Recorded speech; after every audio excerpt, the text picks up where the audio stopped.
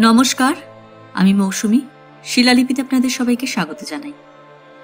যদি গল্প পাঠ ভালো লাগে তাহলে শেষে একটা লাইক দিয়ে যেতে ভুলবেন না।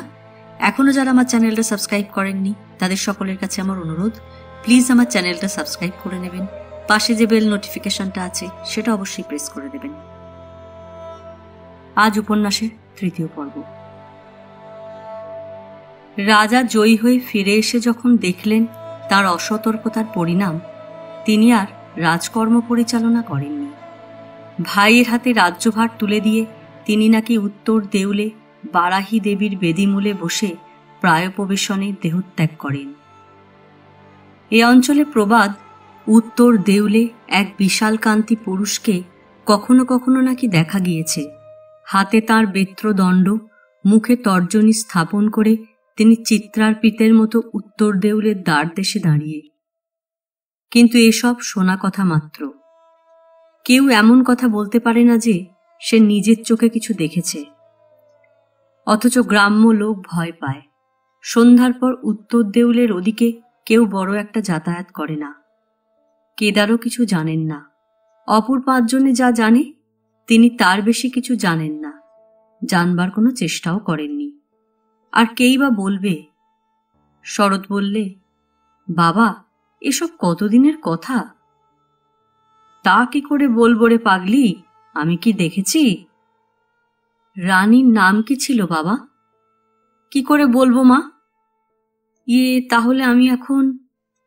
আচ্ছা বাবা, তিনি আমার সম্পর্কে কেউ নিশ্চয় হতেন, আমাদের বংশেরই তো। কেদার একটু ব্যস্ত হয়ে উঠেছেন।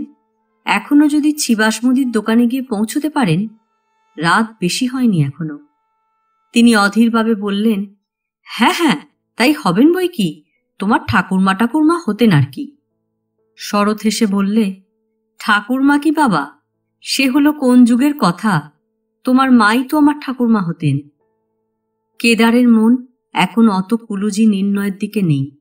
তিনি তাড়াতাড়ি বলে উঠলেন, আচ্ছা, তুমি ততক্ষণ রান্নাটা নামিয়ে রাখো, আমি আসছি চট করে। এত রাত্রিরে তোমায় আর যেতে হবে না বাবা। না, থাকো আজ। কেন, তোর ভয় করছে নাকি মা? হ্যাঁ তাই, থাকো আজকে। কেদার একটু আশ্চর্য হলেন। শরৎ কোনোদিন এমন করে বাধা দেয় না। গল্প টল্প শুনে ভয় পেয়েছে ছেলে মানুষ। থাক, আজ আর তিনি যাবেন না। রজনান্তে বাড়ি এসে যে তিনি ভুল করে ফেলেছেন তার আর চারা নেই। শরৎ বললে, বাবা, সেই কলসিটার কথা মনে আছে? হ্যাঁ, খুব আছে। কলসিটা কোথায় রে? রাজলক্ষ্মীদের বাড়িতে চেয়ে নিয়েছিল দেখবার জন্য, সেইখানেই আছে। নিয়ে এসে রেখে দিও, নিজের জিনিস নিজের বাড়িতে রাখাই ভালো। আজ বছর 6-7 আগে একটা মাটির কলসি গড়ের খাতের মধ্যে এক জায়গায় পাওয়া যায়। কলসিটার ওপরে নানান রকম ছক কাটা নকশা আঁকা। কেদারি কলসিটা প্রথমে দেখতে পান। টাকা কড়ি পোতা আছে হয়তো পূর্বপুরুষে, প্রথমটা ভেবেছিলেন। কিন্তু শেষে কলসিটা খুঁড়ে বের করে আধকুচিটা কড়ি পান তার মধ্যে।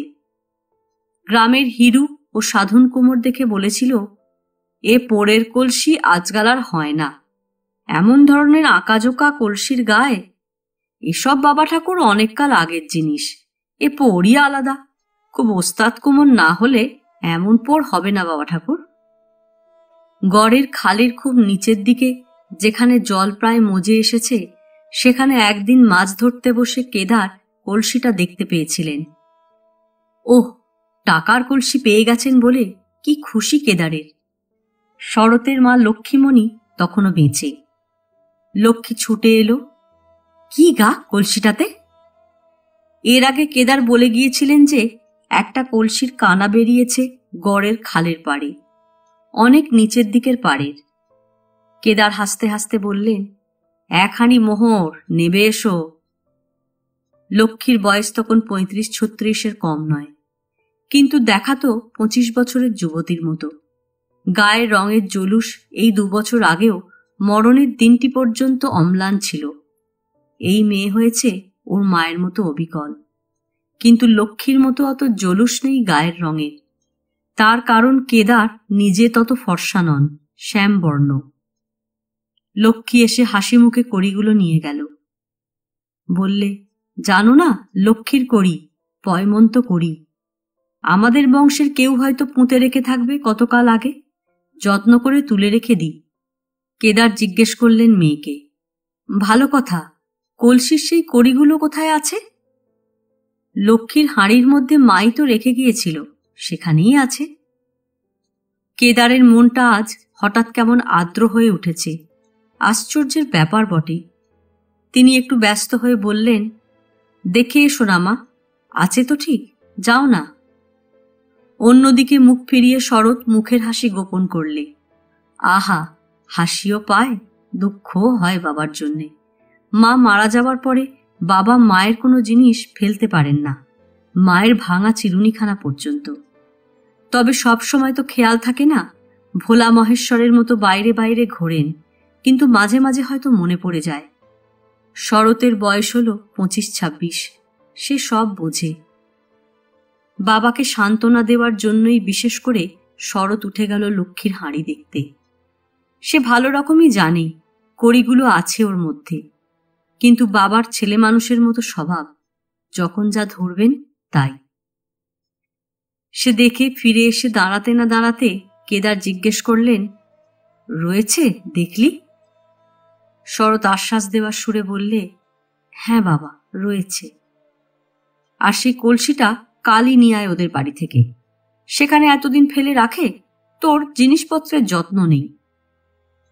তুমি ভেবো না বাবা, কালই আনবো। আজ বাবার হঠাৎ খেয়াল চেপেছে তাই, নইলে আজ 5-6 বছরের মধ্যে কোনোদিন কলসিটার কথা বাবা তো একদিনও বলেননি। আজও তো সেই আগে তুলেছিল ও কথা।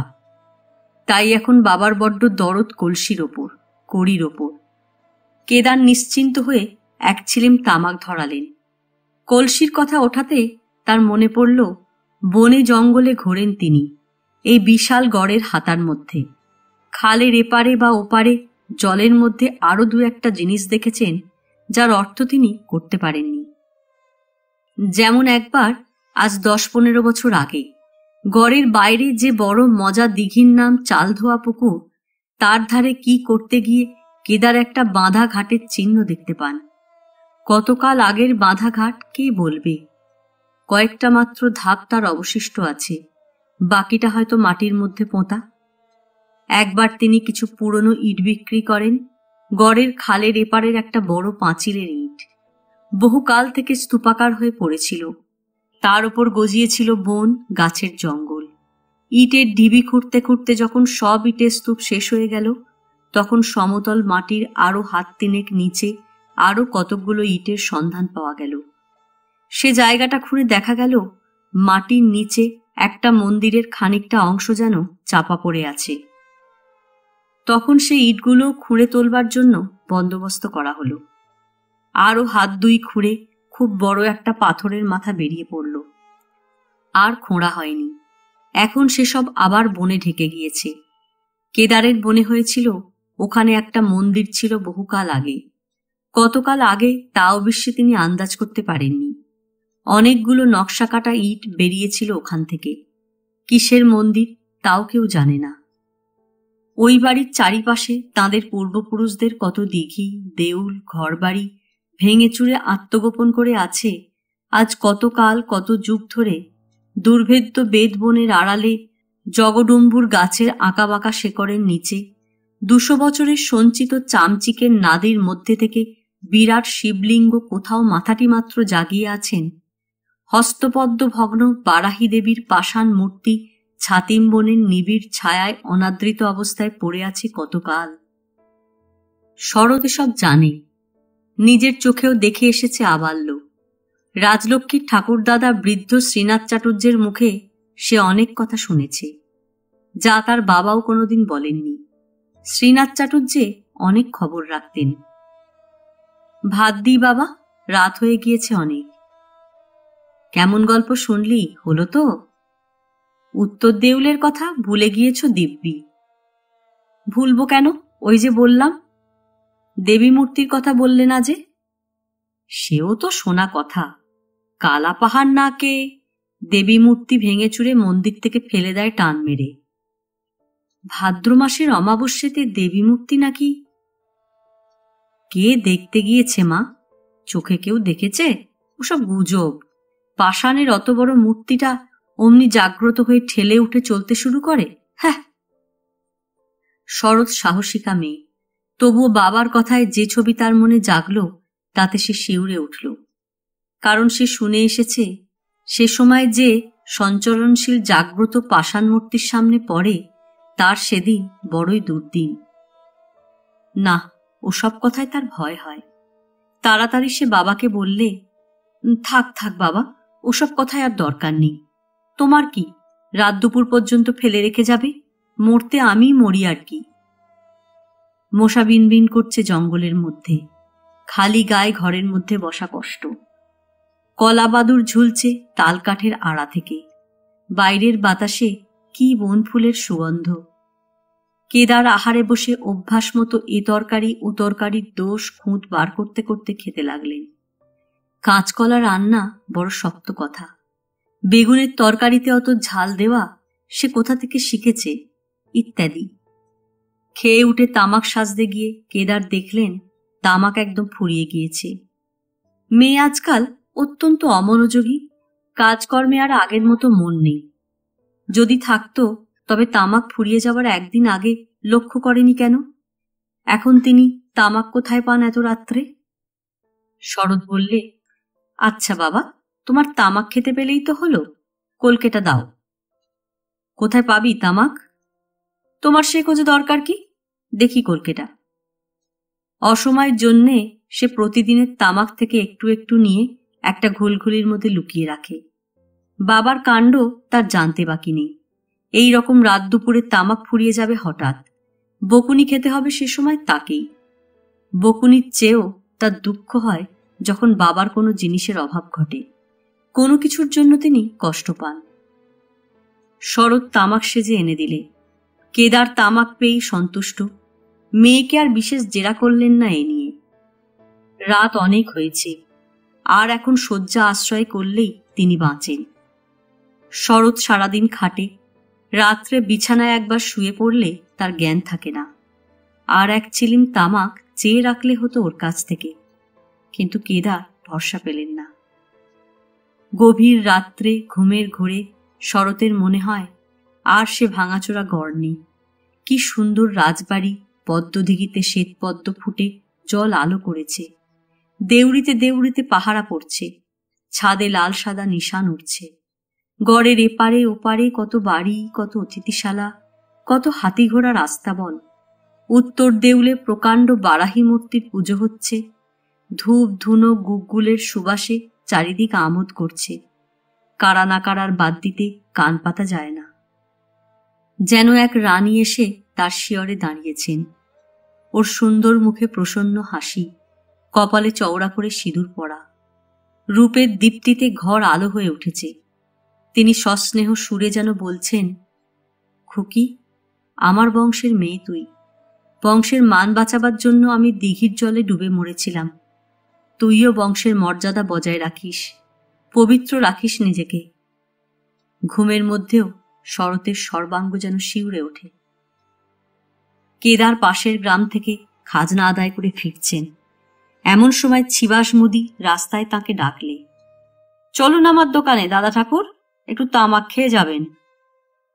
রাস্তার ধুলোতে কিসের দাগ দেখে কেদার বললে, এ কিসের দাগ হে ছিবাস? এ মোটর গাড়ির চাকার দাগ। প্রভাস বাড়ি এসেছে যে মোটরে চড়ে। বেশ বেশ, তা গাড়ি তো দেখতে হয় ছিবাস। কখনো দেখেননি বুঝি দাদা ঠাকুর? আমি সেবার যোগে গঙ্গাচ্চানে গিয়ে নবদ্বীপে দেখে এইছি। দূর, মোটর গাড়ি দেখব না কেন? সেদিনও তো কেষ্টনগরের সদর খাজনা দাখিল করতে গিয়ে 4-5খানা দেখে এলাম। বড় লোকেরা কেনে, কেষ্টনগরে বড় লোকের অভাব আছে নাকি? তবে আমাদের গায়ে মোটর গাড়ি নতুন কথা কি না? তা হবে না কেন দাদা ঠাকুর? আজকাল প্রভাসের বাবার অবস্থা কি? কলকাতায় 2খানা বাড়ি, কারবার চলছে তোড়ে, রমারম টাকা আসছে। বলে লক্ষ্মী যখন যারে দেন ছাপ্পর ফুঁড়ে টাকা আসে।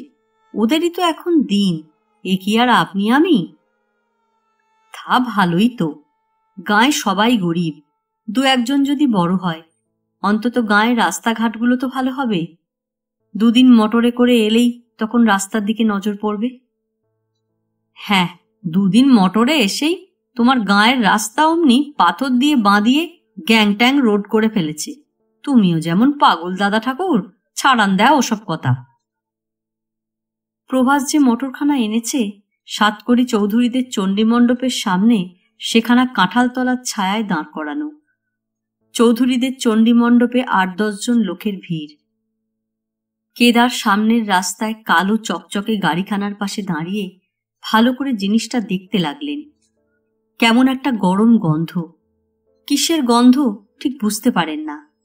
ঝকঝক করছে পেতলের না কিসের ডান্ডা, হ্যান্ডেল, আরো কিসব যন্ত্রপাতি। বেশ জিনিস। এত কাছে দাঁড়িয়ে কেদার কখনো মোটর গাড়ি দেখেননি। রাস্তায় যেতে যেতে গাড়িখানার ওধারে আরো ২-১ জন পথ চলতি চাষাভুষো লোক দাঁড়িয়ে গেল গাড়ি দেখতে। কেদার তাদের দিকে চেয়ে হাসি মুখে বললেন, কালে কালে কত কাণ্ডই দেখা গেল। হ্যাঁ, কি বলো মোড়লের পো? তাই নাকি? বলো ঠিক করে, ১০ বছর আগে দেখেছিলে কেউ? একজন চাষি লোক স্টিয়ারিং এর চাকা আঙুল দিয়ে দেখিয়ে বললে, এখানটাতে চাকা একটা আবার কেন? হ্যাঁ দে ও দা ঠাউর। কেদার বিজ্ঞভাবে বললেন, ও হলো হ্যান্ডেলর চাকা, ওটা ঘোড়ায়। লোকটির নিকট সব ব্যাপারটা এক মুহূর্তে পরিষ্কার হয়ে গেল। সে হাসি মুখে বললে, দেখুন দেখি দা ঠাউর, বললেন আপনি তবে আমি বুঝলাম, না বলে দিলে কি আমরা বুঝতে পারি? সে কি বুঝলে তা অবশ্যই সেই জানে। এই সময় কেদারকে দেখতে পেয়ে কে চণ্ডীমণ্ডপ থেকে ডেকে উঠল, ও কেদার রাজা, ওহে ও কেদার রাজা, শোনো শোনো, এদিকে এসো না একবার। প্রভাসকে ঘিরে গ্রামের অনেকগুলি ভদ্রলোক বসে। জগন্নাথ চাটুর্যেও আছে ওদের মধ্যে। কেদারকে ডাক দিয়েছে সেই। চণ্ডীমণ্ডপের মালিক সাতকড়ি চৌধুরী বললেন, কেদারদা যে, আরে এসো এসো, বসতে দাও হে, কেদারদাকে বসাও। জগন্নাথ বললে, আরে ভায়া কেদার রাজা, এসে পড়েছ ঠিক সময়, তোমার কথাই হচ্ছিল। কেদার বিস্ময়ের সুরে বললেন, আমার কথা? তার কথা কোথাও মজলিসে আলোচিত হবার মতো গুণ তার কি আছে? কেদার ভেবে পেলেন না, কখনো আলোচিত হয়ওনি। জগন্নাথ বললে, তোমার কথা কেন, সকলেরই কথা। প্রভাস, চিনতে পেরেছ কেদার ভায়াকে? রাজবাড়ির কেদার রাজা। এ হলো প্রভাস, আমাদের গাঁয়ের রাসু বিশ্বাসের নাতি। কেদার বললেন, হ্যাঁ হ্যাঁ, আমি জানি, তবে সে ছেলেবেলায় হয়তো ২-১ বার দেখে থাকব। বাবাজি তো আসো না গায়ে বড় একটা, কাজেই এদানিং দেখিনি আর। প্রভাসের বয়স ৩০-৩২, মাথায় কোঁকড়া চুলে টেরি কাটা, গায়ে সাদা আদ্দির পাঞ্জাবি, জরিপার ধুতি পরনে। সকলেই জানে প্রভাস চরিত্রহীন ও বওয়াটে, কিন্তু বড়লোকের ছেলের কাছে স্বার্থ অনেকের অনেক রকম, মুখে কিছু বলতে সাহস করে না। সাতকড়ি চৌধুরী বললেন, প্রভাসকে আমরা ধরেছি, আমাদের পূবপাড়ার স্কুলটার সম্বন্ধে কিছু বিবেচনা করুক, ওদের হাত ছাড়লে পব্বত। কেদার একপাশে গিয়ে বসলেন। ব্যাপারটা কিছুক্ষণ পরে বুঝলেন, এ গ্রামের প্রাইমারি স্কুলের বাড়িটা পাকা করে দেবার জন্য সবাই প্রভাসকে ধরেছে। ৪-৫ টাকা ব্যয় করলে আপাতত বাড়িটা একরকম দাঁড়িয়ে যায়। প্রভাস বলছিল, তা যখন আপনারা বলছেন তখন দিয়ে দেব, তবে টাকা আপাতত এখন আনিনি। আপনারা যদি কেউ আমার সঙ্গে কলকাতায় গিয়ে। আহা, সেজন্যে ভাবনা কি, তুমি যখন হয় পাঠিয়ে দিও, তুমি বললেই আমরা কাজ আরম্ভ করে দিই। তোমার ভরসা পেলে আমরা করতে পারি না এমন কি কাজ আছে, কি বলো হে জগন্নাথ খুড়ো? জগন্নাথ চাটুর্যের সাতকড়ির কথার কোনো উত্তর না দিয়ে কেদারের দিকে চেয়ে বললেন, তোমার কথা কি হচ্ছিল বলি? স্কুলটার জন্য তোমার গড় বাড়ির পুরনো ইট কিছু দিতে হবে। কেদার দ্বিরুক্তি না করে বললেন, নিও। ঠিক তো? নিশ্চয়। তাহলে সব কথা তো মিটে গেল হে সাতু, কেদার রাজার ইট আর প্রভাসের টাকা, স্কুল বাড়ি তো পাকা হয়ে রয়েছে। এক ছিলেন তামাক খাও, বসো কেদার রাজা। প্রভাস উঠতে চাইলে কিন্তু সাতকড়ি চৌধুরী বাধা দিলেন। চা হচ্ছে বাড়ির মধ্যে, তার জন্যে না খেয়ে যাবার জো নেই। কেদারের একটু চা খাবার ইচ্ছে ছিল না এমন নয়, সুতরাং তিনিও চেপে বসলেন। জগন্নাথ চ্যাটার্জি তাঁর সঙ্গে তার নিজের সংসারের ঝঞ্ঝাটের গল্প শুরু করলেন। মেজ ছেলেটার জ্বর হচ্ছে আজ 1 মাস। রোজ বিকেলে জ্বর আসে। কত রকম কি করলেন, কিছুতেই জ্বর যাচ্ছে না। ও পাড়ার জ্যোতিষ চক্রবর্তীর সঙ্গে জমি নিয়ে বিবাদ চলছে গেঁওহাটিতে। জগন্নাথ বলে জমি আমার, জ্যোতিষ বলে আমার। প্রজারা ফলে খাজনা বন্ধ করেছে, দুপক্ষের কাউকেই খাজনা দেয় না। কেদার বললেন, কেন, জমির পর্চা দেখলেই তো মিটে যায়। কার জমি লেখাই তো আছে। আরে তা কি আর দেখা হয়নি ভাবছ কেদার রাজা? পর্চা দৃষ্টে জমি শনাক্ত করতে হবে না? পর্চা দেখে যদি জমি শনাক্ত করতে না পারো, তাহলে আমিন ডেকে মীমাংসা করে নাও। সেটেলমেন্টের ম্যাপ আছে, তাই দেখে আগে মেপে নেবার চেষ্টা করো না কেন? তুমি একদিন এসো না ভায়া, তুমি ম্যাপ দেখে একটা মীমাংসা করে দাও না। জমি জমার কাজ তো তুমি খুব ভালো বোঝো। কেদারদা সত্যিই ভালো জানে জমি জমা সংক্রান্ত কাজ, কিন্তু মন এদিকে দিতে চায় না একেবারেই। নিজের অনেক জমি ভিন্ন ভিন্ন গ্রামে বেহাতি হয়ে গেল, দেখেও দেখে না, ওই হয়েছে ওর দোষ। এ কথা বললেন সাতকড়ি চৌধুরী। অনেকদিন আগে তার নিজের জমি জমার দলিল সংক্রান্ত কি একটা জটিল ব্যাপারের ভালো মীমাংসা করে দেন কেদার। সেই থেকে কেদারের বৈষয়িক কাজকর্মের প্রতি সাতকড়ির যথেষ্ট শ্রদ্ধা। এই সময় চা এলো। এখানে আর কেউ চা খায় না বলে বোধহয় চা এসেছে শুধু প্রভাসের জন্যেই। শুধু চা নয়, খান কতক গরম পরোটা আর একটু আলু চচ্চড়িও এসেছে। সকলেই নানা অনুযোগ অনুরোধ করে প্রভাসকে খাওয়াতে লাগল। কেদার চা খাবেন কিনা এ কথা কেউ জিজ্ঞেস করলে না, সুতরাং চা পানের ইচ্ছা আপাতত কেদারকে দমন করতে হলো। প্রভাস চা পান শেষ করে উঠে পড়ল। সকলে গিয়ে তাকে মোটরে উঠিয়ে দিলে। সাতকড়ি বললেন, এখন যাবে কোথায় প্রভাস? এখন একবার রানীনগর যাব কাকা। হারান কাপালির কাছে একখানা 300 টাকার হ্যান্ড নোট আছে। তামাদির মুখে দাঁড়িয়েছে, বাবা বলে দিয়েছেন একবার গিয়ে তাগাদা দিতে। ও বেলা একবার এসো। গড়ে রিট কেদারদা দিতে চেয়েছেন, তোমায় দেখিয়ে আনবো। কি বলো জগন্নাথ খুড়ো? তুমি টাকা দেবে, ইটগুলো তুমি দেখে নাও। এই সব সরে যা গাড়ির কাছ থেকে, তোদের এত ভিড় কেন? প্রভাসের গাড়ির চারিধারে বহু ছেলে মেয়ে এসে জড়ো হয়েছিল। সকলকে সরিয়ে সাবধান করে 2-4 বার হর্ন দিয়ে প্রভাস গাড়ি ছেড়ে দিলে। জগন্নাথ চ্যাটার্জি পথের বাঁকে দ্রুত বিলীয়মান গাড়িখানার দিকে চেয়ে দীর্ঘ নিঃশ্বাস ফেলে বললেন, সব টাকা রে বাপু, টাকা। ওর ঠাকুরদা এই গাঁয়ের পুবপাড়ার কামারের দোকান করত। হেইয়ো হেইয়ো করে হাতুড়ি পেটাত, আমরা ছেলেবেলায় দেখেছি। সাতু বাবাজি রাসু বিশ্বাসকে মনে আছে নিশ্চয়ই? সাতকড়ি চৌধুরীর বয়স আসলে 40-এর বেশি নয়। তার চেয়ে অন্তত 25 বছর বেশি বয়সের লোক জগন্নাথ চ্যাটার্জি তাকে নিজের দলে টানবার চেষ্টা করছে দেখে তিনি ক্ষুণ্ণ মুখে বললেন, আমার কি করে মনে থাকবে জগন্নাথ খুড়ো, আমি দেখিইনি। কেদার বললেন, তোমার যে কাণ্ড জগন্নাথ দাদা, ও দেখবে কোথা থেকে, আমারই ভালো মনে হয় না।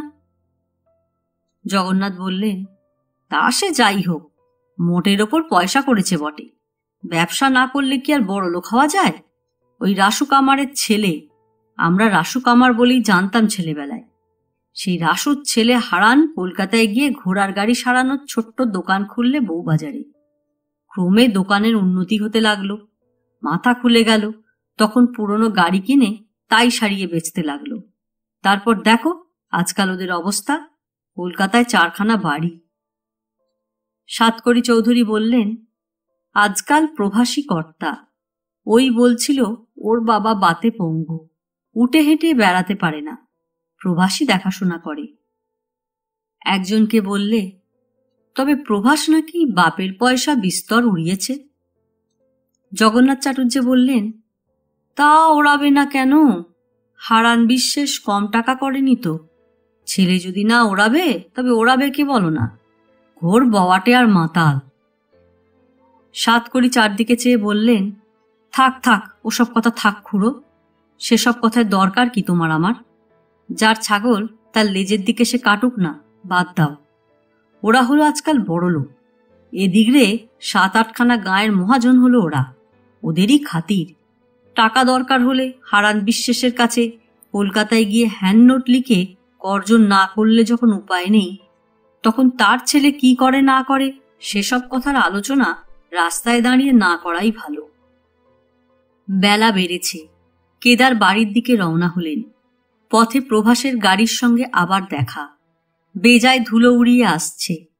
কেদার এক পাশে দাঁড়ালেন।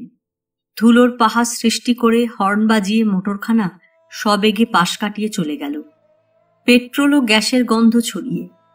কেদার ধুলোর মধ্যে চোখ মিটমিট করতে করতে প্রশংসমান দৃষ্টিতে সেদিকে চেয়ে রইলেন। সকালে উঠেই সেদিন কেদার খাজনা আদায় করতে যাবার জন্য তৈরি হচ্ছেন। এমন সময় জগন্নাথ চাটুর্যে এসে ডাকলে, ওহে কেদার রাজা, বাড়ি আছো নাকি ভায়া? কেদার বললেন, এসো জগন্নাথ দাদা, বসো। কি মনে করে? ওরা সব আসছে, ইট কোথা থেকে নেবে দেখিয়ে দেবে, চলো। কেদার বললে, ও আর দেখিয়ে দেওয়া কি, তুমি তো জানো, যেখান থেকে হোক। জগন্নাথ জিভ কেটে বললে, তা কি হয় ভায়া? তোমার জিনিস না বলে দিলে কি আমরা নিতে পারি? চলো তুমি। প্রভাস নিজে আসবে এখুনি, আরো সব আসছে। ততক্ষণ বসবে এসো দাদা। ওরে শরৎ, তোর জ্যাঠামশাইয়ের জন্য বসবার কিছু দে। শরৎ একখানা পিড়ি পেতে দিয়ে বললে, জ্যাঠামশাই তো এদিকে আসা ছেড়েই দিয়েছেন আজকাল। বসুন ভালো হয়ে, চা খাবেন? জগন্নাথ চাটুর্যে একগাল হেসে বললে, তা মা, দে না হয় করে। নিজের বাড়িতে জগন্নাথের চা খাওয়ার পাট নেই কোনো কালে, তবে পরের বাড়িতে হলে কোনো কিছু খাওয়াতেই আপত্তি নেই জগন্নাথের। কেদার বললেন, তারপর তোমাদের স্কুলের বাড়ি আরম্ভ হবে কবে? জিনিসপত্র জোগাড় হলেই হবে। প্রভাস টাকা দিলেই আমরা কাজ আরম্ভ করে দিই। একটু তামাক সাজো ভালো করে ভায়া। চাটা তোমার এখানেই খাওয়া যাক। কিছুক্ষণ পরে শরৎ এসে 2 পেয়ালা চা সামনে রাখল। সে সকালেই স্নান সেরে নিয়েছে। পরনে সরু পার ফর্সা ধুতি, এক রাশ ভিজে এলো চুল পিঠে ফেলা। গায়ের রং ফুটেছে স্নান করে। লম্বা পাতলা দেহ, সুন্দর ভুরু, বড় বড় চোখ, প্রতিমার মতো সুশ্রী। চা নামিয়ে বললে, জ্যাঠামশাই বসুন, একটা জিনিস খাওয়াবো, খাবেন তো? কি মা? সে এখন বলছি নে, আনি আগে, তখন দেখবেন। শরৎ একটা পাথরের খোড়া ভর্তি বাসি পায়েস এনে জগন্নাথের সামনে রাখলে। হাসি মুখে বললে, খান। বাবা বড় ভালোবাসেন বলে কাল রাত্রে করেছিলুম, তা আজ সকালে অনেকখানি রয়েছে দেখলাম। বাবা চেয়েছিলেন খেতে, কিন্তু ওকে এখন আর দেব না। দুপুরে ভাতের সঙ্গে দেব বলে রাখলাম খানিকটা। এমন সময় গ্রামের আরো অনেকের সঙ্গে প্রভাসকে দূরে আসতে দেখে কেদার বললেন, ও শরৎ, আরো সবাই আসছে, চা আর হবে নাকি? আজ এ পর্যন্তই। উপন্যাসের 4র্থ পর্ব নিয়ে অন্যদিন আসবো। গল্প পাঠ ভালো লাগলে লাইক, শেয়ার, কমেন্টস করতে ভুলবেন না। আজকের মতো নমস্কার।